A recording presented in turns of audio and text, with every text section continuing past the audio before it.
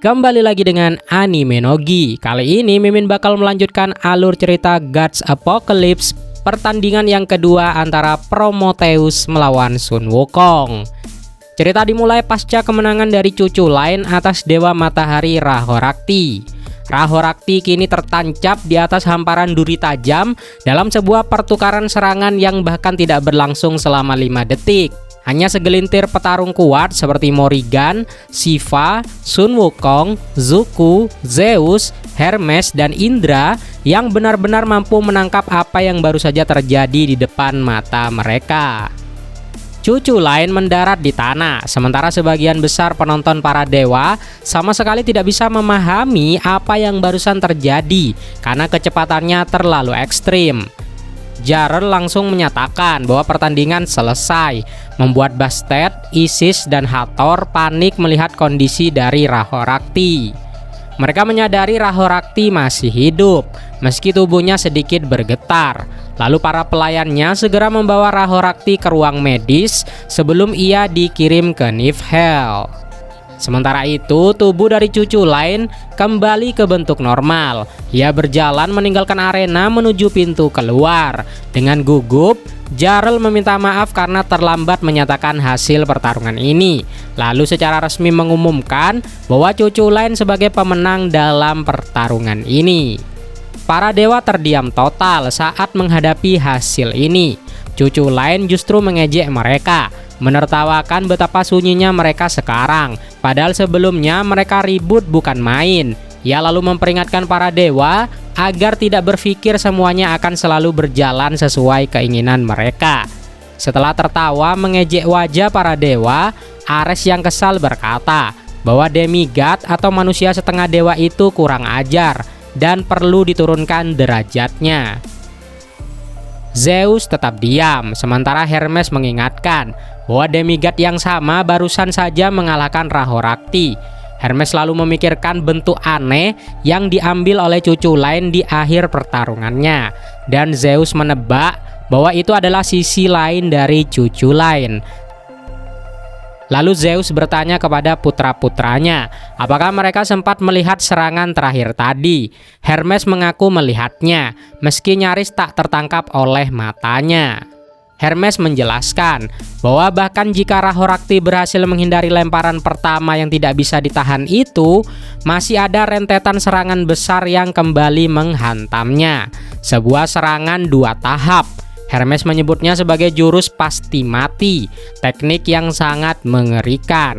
Ares bertanya-tanya, apakah tidak ada cara untuk menahan serangan dari cucu lain. Menyebut jurus itu benar-benar tidak masuk akal.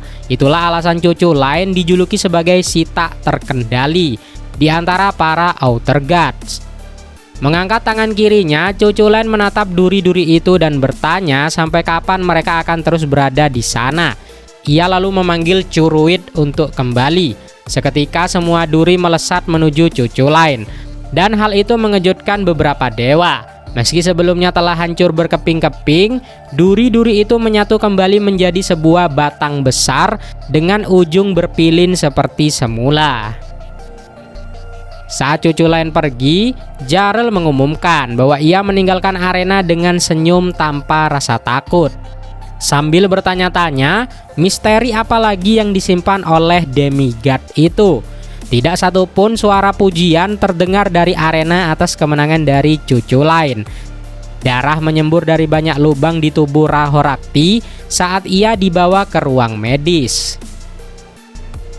Setiap mata penonton yang memandang cucu lain menunjukkan sebuah kebencian, lalu kemarahan, keterkejutan, ataupun ketakutan. Namun Zeus dan para petarung apokalips lainnya justru berbeda. Mereka terlihat tertarik dan bersemangat. Zeus tertawa dan merasa mereka mungkin baru saja mendapatkan harta karun besar dengan kehadiran dari cucu lain. Di lorong menuju pintu keluar, cucu lain akhirnya roboh karena luka-lukanya.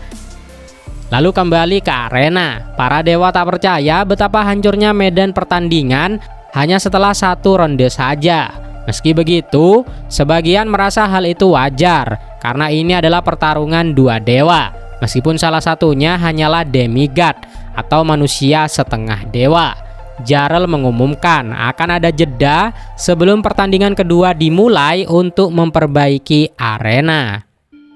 Baihu bangkit dan meregangkan tubuhnya, sementara Qinlong berkomentar bahwa ronde pertama sudah menghadirkan sebuah kejutan besar. Baihu merasa apa yang terjadi kepada Rahorakti sangat disayangkan, dan Qinlong meragukan kalau ada banyak dewa yang mampu bereaksi secara langsung terhadap jurus terakhir dari cucu lain. Xuanwu menyebutnya sebagai jurus jebakan dan percaya tidak ada cara lain bagi pihak lemah untuk mengalahkan unggulan. Namun Zuko tidak setuju jika cucu lain dianggap pihak yang lemah. Sepanjang pertarungan, menurutnya Rahorakti bertarung dengan serius dan penuh harga diri. Sebagai petarung, Zuko mengakui Rahorakti adalah kelas atas dan bukan lawan yang bisa dikalahkan secara kebetulan. Baihu bertanya, apakah itu berarti pertandingan ini bukanlah sebuah kejutan?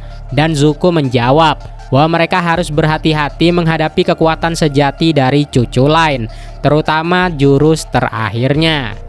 Morrigan turun menghampiri mereka dan berkata bahwa ia mengira mereka hanya sekumpulan tukang komentar murahan.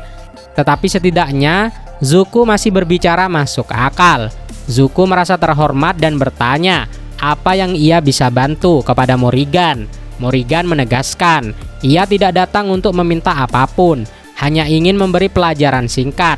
Namun Morrigan memutuskan untuk menunda memukul Zuko setelah tahu bahwa Zuko adalah petarung apokalips.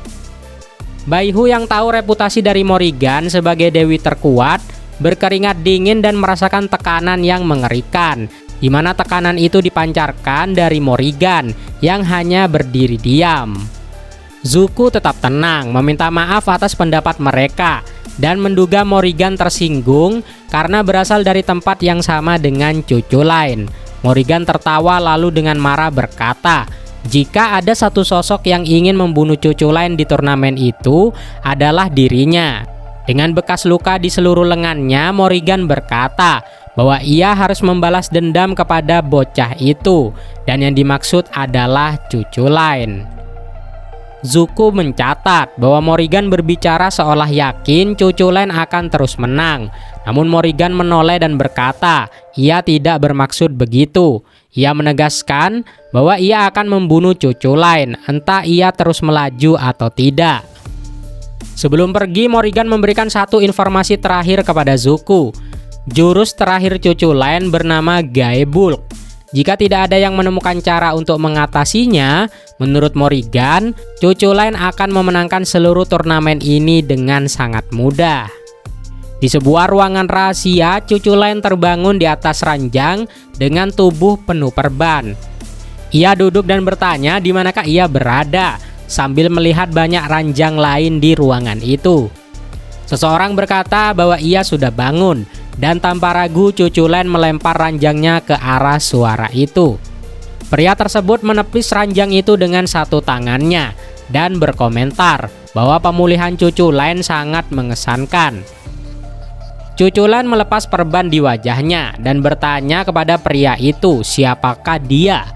Pria itu memperkenalkan diri sebagai Prometheus, dewa pertama yang disebut sebagai Outer God, dan dewa yang bersumpah akan membalas dendam kepada para dewa lainnya. Mendengar itu, cucu lain hanya mendengus meremehkan. Ia berkata tidak peduli dengan julukan-julukan bodoh yang diberikan para dewa kepadanya.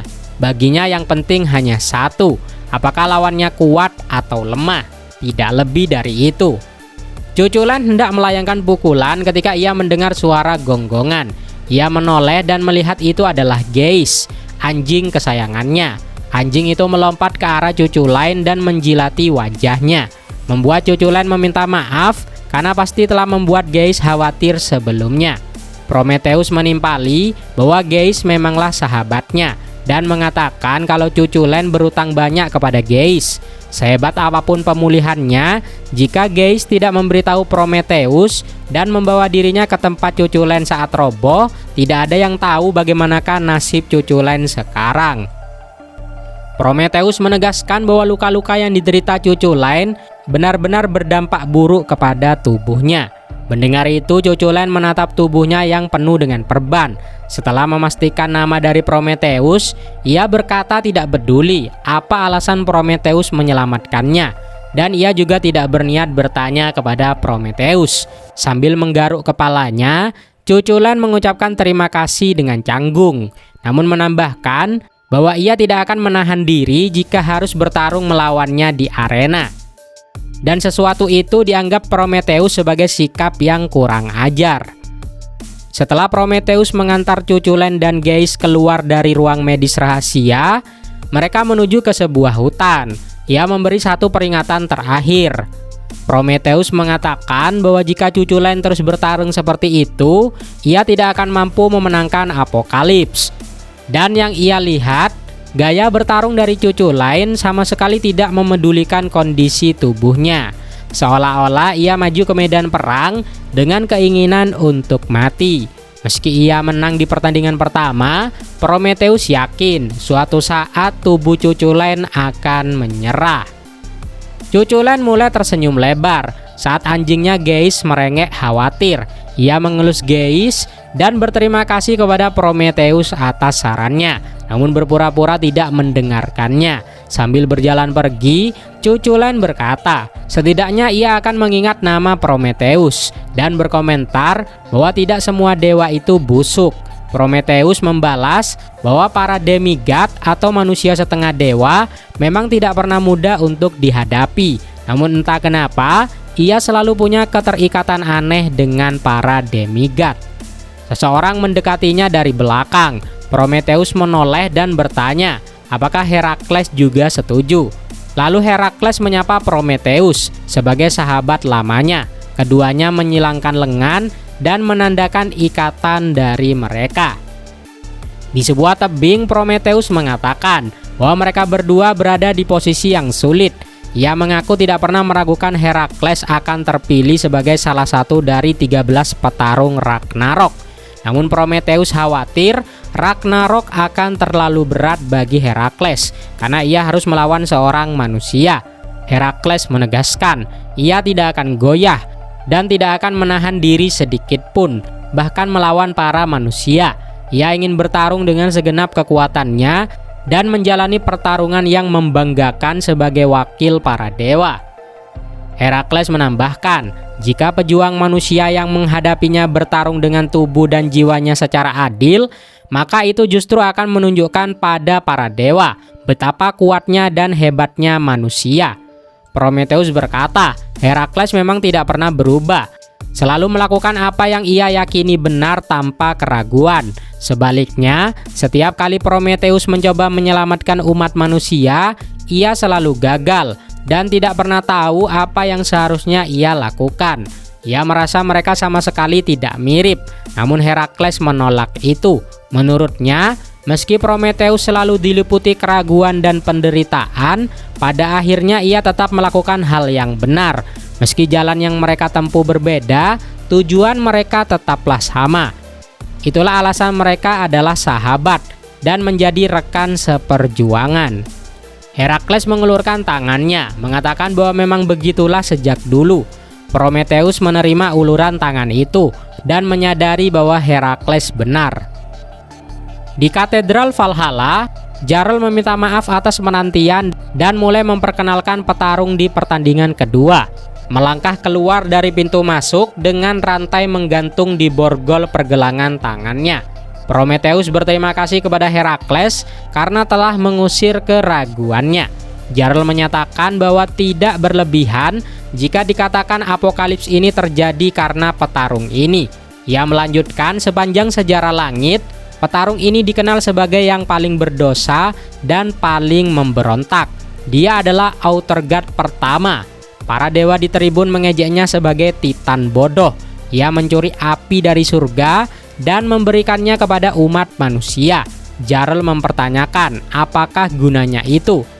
Padahal manusia terus menciptakan teknologi yang tak bisa mereka kendalikan, merusak alam, dan terlibat konflik tanpa akhir. Jarl menuduh Prometheus sebagai penyebab lahirnya ras yang bodoh dan keras kepala. Apakah ia akan mengulangi kesalahan yang sama? Atau akhirnya dia bergabung dengan para dewa untuk menjatuhkan hukuman kepada manusia.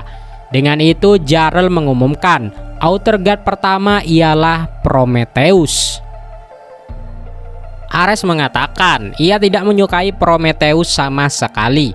Hermes menggoda bahwa itu karena Prometheus akrab dengan Herakles. Namun Ares membantahnya, mengatakan ia kesal karena Prometheus selalu ragu dan menyesali perbuatannya meskipun ia seorang dewa, dan itu kebalikan dari sifat Herakles. Hermes menebak Ares kesal karena Prometheus tetap akur dengan Herakles dan membuat Ares menyuruhnya untuk diam. Sebelum pertarungan dimulai, Prometheus menyatakan satu hal kepada para dewa dan Zeus. Ia mengakui benar bahwa ia memberikan api kepada umat manusia, dan akibatnya mereka mungkin telah membuat banyak kesalahan dan tersesat dalam kemajuan.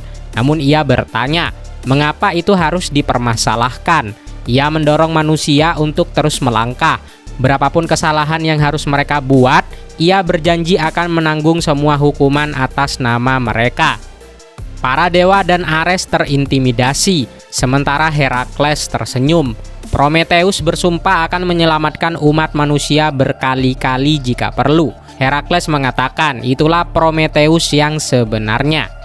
Saat mereka saling mengangkat tinju, Prometheus menjawab dalam hati bahwa meski medan tempur mereka berbeda, mereka akan tetap bertarung bersama dan menyelamatkan manusia dengan tangan mereka sendiri. Dengan wajah serius, Zeus berkata, ia mengira Prometheus akan melunak seiring waktu. Namun ternyata Prometheus masih berbahaya. Hermes menambahkan, kini setelah Prometheus menyingkirkan keraguannya, tidak ada yang tahu apa yang akan ia tuntut jika memenangkan hadiah tambahan. Ia bahkan bisa membatalkan Ragnarok atau membubarkan dewan demi sistem kelangsungan hidup manusia. Ares bertanya apakah Zeus benar-benar akan mengabulkan itu. Zeus menjawab, tentu saja, sambil tersenyum. Resiko seperti itulah yang membuat darahnya bergejolak. Meski begitu, Zeus ragu Prometheus akan menang dengan mudah dalam pertarungan ini.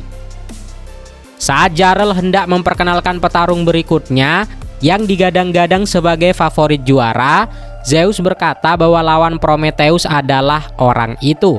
Jarl menyatakan bahwa sebagai dewa yang memberontak terhadap para dewa, mustahil melupakan petarung ini di antara para Outer Gods.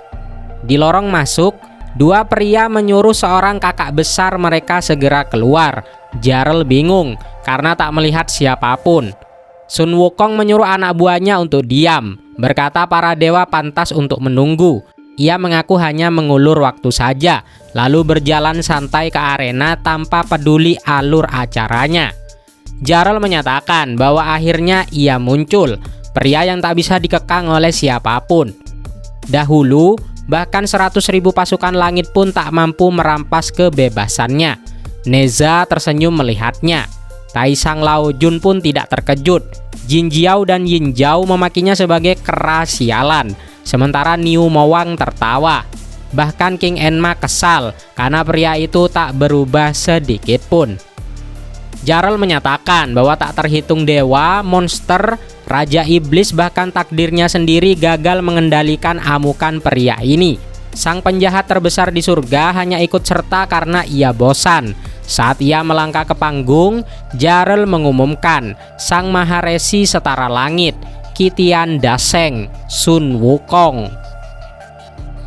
Tiba-tiba Prometheus melepas borgol kanan dan melilitkannya ke pergelangan kaki kanan Sun Wukong sambil memegang rantainya. Ia meminta maaf, sementara Jarl protes karena belum memberi aba-aba untuk memulai pertarungan. Namun Zeus memberinya kelonggaran. Entah karena ceroboh atau karena kepala dingin, orang yang bergerak lebih dulu adalah Prometheus. Ia menegaskan bahwa ia tidak boleh kalah dalam pertarungan ini, sementara Sun Wukong menatapnya dengan kesal. Meski awalnya ragu, namun akhirnya Jarl memastikan bahwa itu adalah serangan diam-diam. Jarl menyatakan bahwa pihak yang pertama bergerak adalah Prometheus yang telah mengaitkan salah satu borgolnya ke pergelangan kaki kanan Sun Wukong. Beberapa dewa mencap Prometheus sebagai pengecut. Sementara yang mendukung kekalahan Sun Wukong justru bersorak bahagia. Prometheus meminta Sun Wukong untuk memaafkannya, namun ia berkata sebenarnya tidak perlu minta maaf. Sun Wukong mengungkapkan bahwa sejak awal ia memang berniat membiarkan Prometheus menyerang lebih dulu, sebagai bentuk handicap atau mengukur kekuatan dari Prometheus. Namun saat urat-urat di tubuh berotot Prometheus menonjol, ia menjelaskan bahwa permintaan maafnya bukan karena serangan diam-diam itu. Prometheus menarik rantai dengan kuat dan melempar Sun Wukong ke udara. Jarl menyebutkan bahwa kekuatan mengerikan itu berasal dari fakta bahwa Prometheus adalah seorang Titan. Kakak tertua Prometheus bernama Atlas, konon pernah menopang langit dengan tubuh raksasa dan kekuatan yang tidak masuk akal. Namun kekuatan tidak masuk akal itu sejatinya hanyalah standar kekuatan ilahi bagi para Titan. Saat Sun Wukong jatuh kembali ke arahnya, Prometheus kembali meminta maaf, mengatakan bahwa tidak ada dewa yang mampu menahan serangannya, kecuali dirinya sendiri. Prometheus lalu menggunakan teknik Gekremos Arkan, menghantamkan kepalanya langsung ke kepala Sun Wukong. Rasa sakit yang dirasakan Sun Wukong saat itu berbeda dari apapun yang pernah ia rasakan sebelumnya. Serangan itu tak terduga dan benar-benar tak tertahankan. Hermes menjelaskan kepada Zeus bahwa rantai dan borgol yang digunakan Prometheus awalnya dibuat untuk menghukum dirinya sendiri. Sebuah senjata ilahi mengerikan yang mampu menimbulkan rasa sakit yang bahkan nyaris tak sanggup ditahan oleh para dewa. Saat Prometheus membelit tubuh Sun Wukong dengan rantai dan mengangkatnya tinggi-tinggi, Zeus berkomentar bahwa bahkan Sun Wukong mungkin kini berada dalam bahaya. Prometheus lalu melompat ke udara dan menghantamkan Sun Wukong ke tanah dengan teknik Deno Altair. Jarl menyatakan bantingan itu pasti akan meninggalkan bekas luka yang sangat parah. Selanjutnya Sun Wukong tergeletak tak bergerak dengan mulut ternganga. Sementara Prometheus menduga itu karena serangannya pasti sangat menyakitkan bagi Sun Wukong. Ia menegaskan bahwa rasa sakit yang Sun Wukong rasakan sekarang adalah rasa sakit yang paling ia kenal, karena itu adalah rasa sakit yang pernah ia alami sendiri. Menurut legenda, Prometheus adalah dewa yang memberikan api kepada umat manusia. Sebagai hukumannya, ia dirantai dan disalibkan di puncak pegunungan Kaukasus selama 30.000 tahun. Namun penyiksaan terhadap seorang dewa tidak pernah dilakukan setengah-setengah. Inilah sisi gelap para dewa yang tak pernah dicatat sejarah. Dahulu para Titan pernah berkuasa atas wilayah para dewa Yunani, hingga akhirnya pemimpin mereka bernama Kronos dikalahkan oleh Zeus. Para Titan kemudian dirampas kebebasannya dan dipenjara jauh di dalam pegunungan Kaukasus. Di penjara menyedihkan itu mereka hanya memiliki satu hiburan, di mana Prometheus yang kedua pergelangan tangannya terbelenggu rantai pernah ditendang keras di dalam sebuah arena berpagar listrik. Ia merasakan sakit yang luar biasa, lalu tersengat listrik saat menyentuh pagar itu. Hiburan para Titan adalah menyiksa Prometheus, sang pengkhianat yang berpihak kepada Zeus alih-alih kepada Kronos. Hukuman itu dijadikan tontonan kejam. Di balik jeruji, para Titan bersorak saat seorang dewi memukuli Prometheus, mengejeknya dan mengatakan itu pantas bagi Prometheus. Mengangkat Prometheus dari rambutnya, seorang dewi bernama Gia ialah agen Zeus dan disebut sebagai dewi kekerasan. Dia berkata bahwa Prometheus belum boleh pingsan. Di luar arena, Kratos, agen Zeus dan dewa kekuatan setuju bahwa Prometheus tidak boleh lolos begitu saja setelah memberikan api kepada manusia. Mereka juga harus memastikan para Titan terhibur meski kekuasaan para Titan telah dirampas. Kratos mengingatkan agar mereka tidak diremehkan karena tekanan berlebihan bisa memicu sebuah pemberontakan. Karena itu mereka memberi para Titan hiburan kelas atas, yaitu kekerasan. Sambil tertawa, Bia mengejek Prometheus agar melawannya jika bisa. Namun Prometheus tidak melawan sama sekali dan hanya menerima serangannya. Ia percaya bahwa rasa sakit adalah hukuman paling ringan atas kesalahannya. yang telah menyesatkan bangsa Titan dan umat manusia. Berabad-abad bahkan ribuan tahun berlalu, hingga suatu hari seorang malaikat datang memberitahu Kratos tentang keadaan darurat. Kratos tidak menggubrisnya, mengeluh karena momen seru itu terganggu, hingga malaikat lain tiba-tiba terlempar menabrak yang pertama. Kratos menoleh ke arah pintu masuk dan bertanya, siapakah pria itu? Pria itu memperkenalkan diri sebagai Alcides, yang kelak dikenal sebagai Herakles. Dengan membawa sebuah gada kayu, ia menyatakan dirinya sebagai dewa dalam pelatihan dan mengejutkan Bia dan Kratos. Catatan menyebutkan bahwa Alcides singgah di pegunungan Kaukasus saat menjalani 12 pekerjaannya. Kratos bertanya, apa tujuan dari Alcides datang ke tempat ini? Alcides mengakui bahwa ia masih belum berpengalaman sebagai dewa dan tidak mengetahui apa yang sebenarnya terjadi di langit. Namun setelah melihat bagaimana para Titan diperlakukan, ia yakin tempat ini tidak adil. Kratos pun teringat rumor tentang seorang manusia bodoh yang meminum ambrosia dan memperoleh kekuatan setara dewa. Prometheus terkejut mengetahui Alcides adalah manusia yang sekarang menjadi dewa.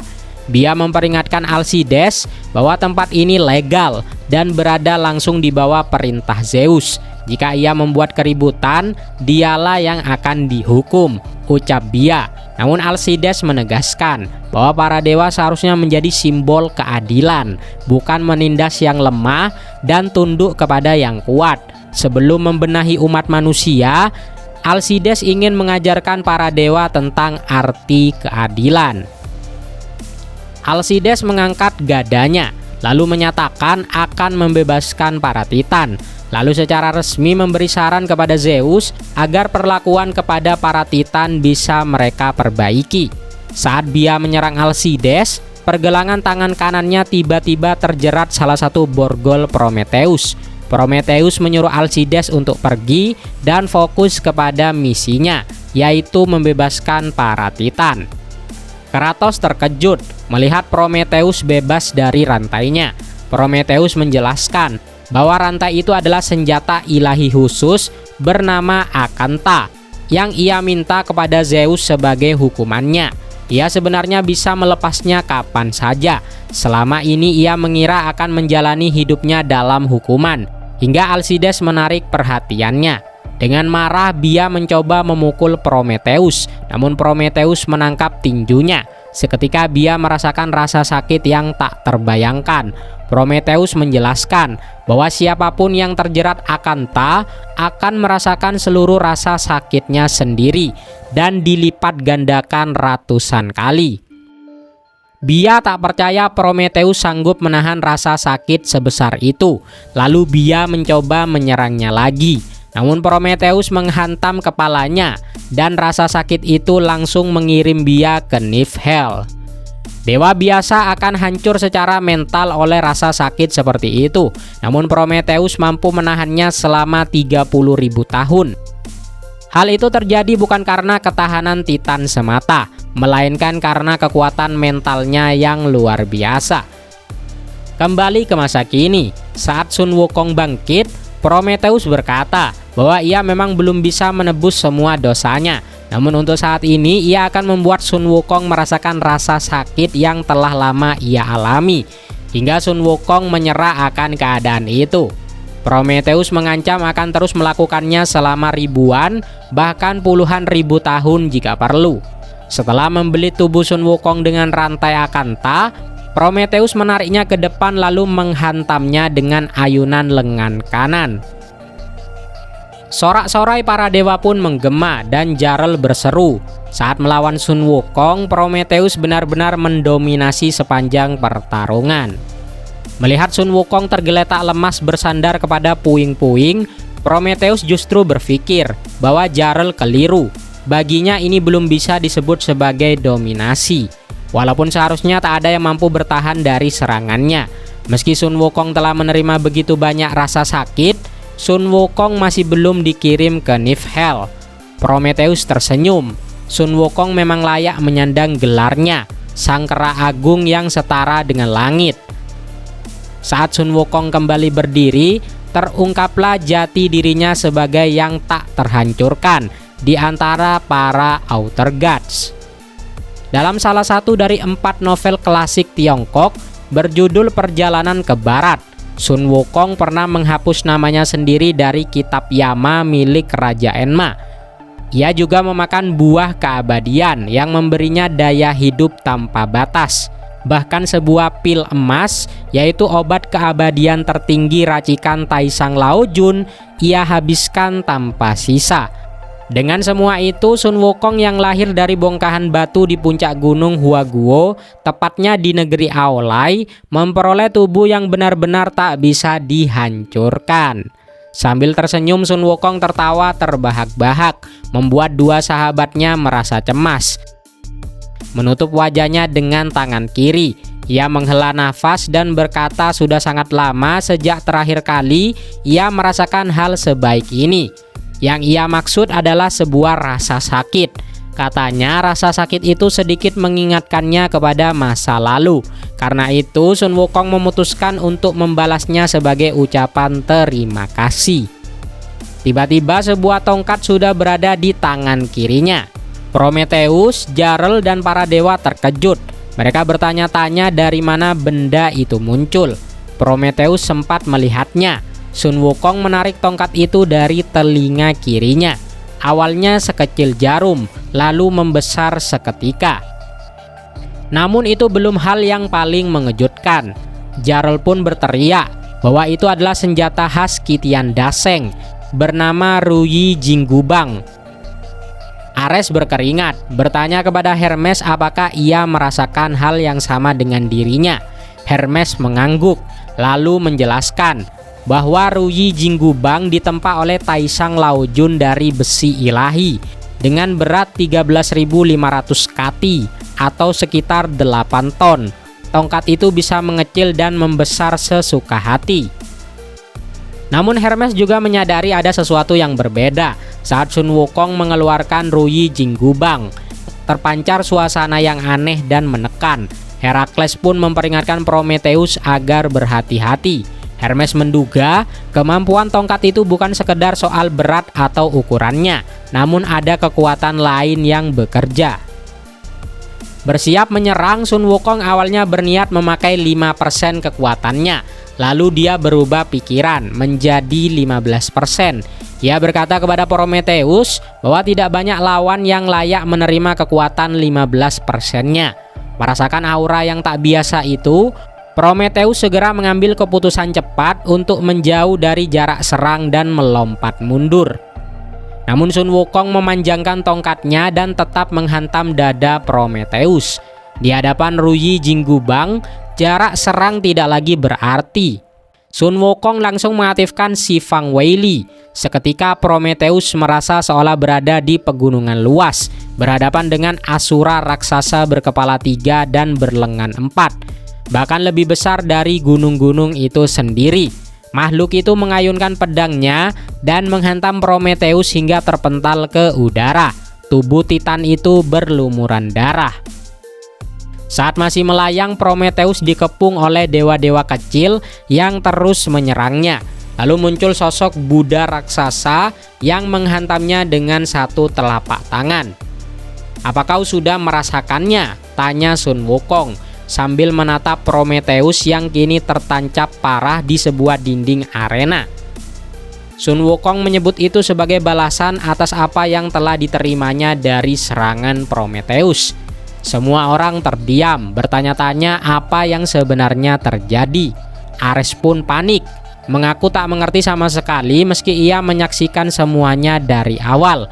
Ia hanya melihat sebuah tusukan biasa, tetapi Prometheus terhempas dengan kekuatan yang luar biasa. Hermes setuju. Secara kasat mata serangan itu memang tampak seperti sebuah tusukan biasa, namun tidak begitu sepenuhnya. Ada sesuatu yang bukan kecepatan ataupun kekuatan fisik, melainkan daya mengerikan yang tersembunyi di dalam serangan tersebut. Neza tersenyum, berkata bahwa akhirnya Sun Wukong memperlihatkan kekuatannya. Niu Mowang berkomentar bahwa ia memang pernah mendengar Sun Wukong dijuluki yang tak terhancurkan. Jin Jiao dan Yin Jiao menambahkan, jika Sun Wukong hanyalah seekor kera kuat biasa, mereka tak akan merasa khawatir. Namun tidak sepenuhnya seperti itu. Sambil mengisap cerutu, Enma berkata bahwa dulu Sun Wukong hanyalah kera gunung yang tampak menyedihkan. Meski lebih kuat dari kebanyakan makhluk, namun ia menjalani perjalanan panjang menghadapi para dewa, Buddha, dan monster terkuat. Terungkap sebagai Raja Neraka Asia, Raja Enma menyatakan bahwa dari perjalanan penuh bahaya itulah Sun Wukong menciptakan sesuatu. Sun Wukong kemudian menjelaskan, dalam tubuhnya yang tak bisa dihancurkan, tersimpan seluruh kekuatan dari setiap serangan yang pernah ia terima, semua pertarungan yang telah ia lalui, dan semua serangan itu berubah menjadi energi penghancur yang menumpuk di dalam dirinya. Dengan melepaskan sedikit saja energi itu melalui Ruyi Jinggubang, maka terjadilah apa yang baru saja mereka saksikan. Borgol di pergelangan tangan kiri Prometheus pun hancur bersamaan dengan borgol di pergelangan kaki kanan Sun Wukong. Melihat rantai Akanta menghilang, Sun Wukong mengira semuanya telah selesai. Ia pun berkomentar bahwa 15% kekuatannya mungkin terlalu berlebihan. Kisah yang diceritakan dalam perjalanan ke barat sebenarnya hanyalah versi yang sudah dilembutkan, dibuat agar bisa menghibur para manusia. Kenyataannya, perjalanan yang dilalui Sun Wukong bersama para sekutunya jauh lebih berbahaya dari apapun yang mereka bisa bayangkan. Untuk bisa melawan para dewa dan mengalahkan mereka, Sun Wukong menciptakan sesuatu, sebuah pencapaian yang hanya bisa ia raih setelah melalui kemenangan yang tak terhitung jumlahnya, sekaligus kekalahan yang tak terbilang banyaknya. Itu adalah sebuah mahakarya sejati, layaknya ciptaan para dewa. Raja Enma menegaskan bahwa teknik itulah yang mengangkat Sun Wukong dari sekedar kera gunung rendahan menjadi Kitiang Daseng. Zeus pun membenarkan bahwa sejak awal, tingkatan seorang dewa tidak ditentukan hanya oleh kekuatan semata, karena tugas dewa bukanlah hanya sekedar bertarung saja. Walau Sun Wukong terkesan lancang dengan memberi dirinya sendiri gelar sebagai Kitian Daseng, dalam urusan hierarki, Sun Wukong masih dianggap preman kelas bawah. Namun Zeus tersenyum dan berkata, jika penilaian hanya didasarkan kepada kekuatan, maka Sun Wukong jelas berdiri di jajaran tertinggi surga. Dengan tubuh penuh darah dan luka, Prometheus mencoba memahami apa yang baru saja terjadi. Ia tahu ia harus terus bertarung, namun di saat yang sama ia melihat Akanta hancur berkeping-keping. Meski begitu, Prometheus tetap berusaha bangkit sambil batuk dan memuntahkan darah. Ares terkejut melihat Prometheus masih mencoba berdiri. Herakles yang menyaksikan itu menggigit bibirnya begitu keras hingga berdarah. Dari sekian banyak pertempuran yang pernah ia lihat, Herakles tahu kebenarannya. Sekuat apapun hati dan mental Prometheus, kondisi tubuhnya sudah melewati batas. Kerusakan itu sudah tak bisa dipulihkan. Akhirnya Prometheus kembali terjatuh, bahkan tekadnya yang sekeras baja pun tak mampu menggerakkan tubuhnya lagi. Ia benar-benar lumpuh total. Hermes dan Ares terkejut. Bagaimana satu hantaman Ruyi Jinggubang milik Sun Wukong sudah cukup untuk menjatuhkan Prometheus, padahal tubuhnya sanggup bertahan dari siksaan selama 30.000 tahun.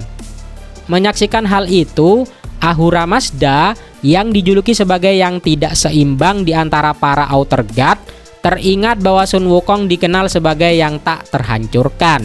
Ia mengaku sempat menganggap Sun Wukong hanyalah lawan sepele. Sun Wukong kuat hanya karena pertahanannya saja. Namun kini ia menyadari bahwa Sun Wukong adalah seorang petarung sejati dengan serangan yang sama kuatnya. Ahura Mazda pun mengakui Kitian Daseng ternyata jauh lebih kuat dari rumor yang beredar. Sun Wukong berbalik hendak pergi, namun ia melihat tangan Prometheus masih bergerak. Ia pun memperingatkan Prometheus untuk berhenti karena ia tidak ingin membunuh Prometheus. Prometheus mulai menyeret tubuhnya di atas tanah. Pemandangan yang menurut para dewa sungguh menyedihkan, karena sudah jelas siapa pemenang dari pertarungan ini. Lalu Herakles mengepalkan tangan kirinya begitu keras hingga berdarah dan menegaskan bahwa Prometheus sudah melakukan lebih dari cukup. Namun di luar dugaan semua orang, Prometheus kembali berdiri, membuat Ares terperangah. Lalu Sun Wukong bertanya kepada Prometheus, untuk apa semua ini sebenarnya? Prometheus pun teringat masa lalu saat Zeus menugaskannya mengurus umat manusia. Setelah mengalahkan Kronos, para dewa lainnya sibuk mengurus pemerintahan surga dan tak punya waktu untuk bumi. Karena Prometheus sedang tidak terikat tugas lain, Zeus menyuruhnya untuk turun tangan. Konon para dewa menciptakan manusia menurut rupa mereka sendiri. Namun ketika Prometheus tiba di bumi, ia melihat kenyataan yang berbeda. Ia menyaksikan 3 manusia kurus ketakutan dan lari dari seekor babi hutan besar sambil menangis. Prometheus turun tangan dan mengalahkan babi itu. Namun para manusia justru ketakutan kepadanya dan bersembunyi di balik pohon. Semakin lama hidup bersama manusia, Prometheus menyadari bahwa mereka memang penakut, rapuh, dan lemah, namun juga murni. Dan karena itulah ia tetap mencintai manusia. Mendengar itu, Herakles, Jarl, Zeus, Ares, dan para dewa lainnya terdiam tanpa kata. Sun Wukong mendengus kesal. Ia berkata Prometheus seharusnya sudah tahu. Seberapapun para dewa membantu atau menunjukkan kasih sayangnya, menurut Sun Wukong, manusia tidak bisa diselamatkan. Dengan marah ia mengatakan, dulu perjalanan panjang yang mereka lakukan gagal untuk mengubah umat manusia. Ia menuntut sebuah jawaban. Apa yang Prometheus pikir bisa ia capai dengan menyelamatkan manusia? Prometheus menjawab singkat, tidak ada. Ia berkata ia tidak membutuhkan alasan untuk menyelamatkan sahabat-sahabatnya. Dengan gagah, Prometheus kembali berdiri, membuat Ares dan Jarl tercengang. Ia lalu menantang Sun Wukong sekali lagi, bertanya apakah yang ditunggunya, karena ia masih punya sisa tenaga untuk bertarung. Setelah beberapa saat terdiam, Sun Wukong memanggil Jarl dan memintanya untuk mengakhiri pertarungan. Saat itulah mereka menyadari Prometheus sebenarnya sudah pingsan sambil berdiri. Jarl pun mengumumkan bahwa pertandingan ini telah selesai. Dengan waktu 20 menit 25 detik, Sun Wukong memenangkan babak 16 besar pertandingan kedua Apokalips. Saat Sun Wukong berjalan pergi, tubuh Prometheus akhirnya roboh, namun berhasil ditangkap oleh Herakles. Menyadari bahwa Sun Wukong telah mengampuni sahabatnya hingga detik terakhirnya, Herakles pun mengucapkan terima kasih kepada Sang Kitian Daseng.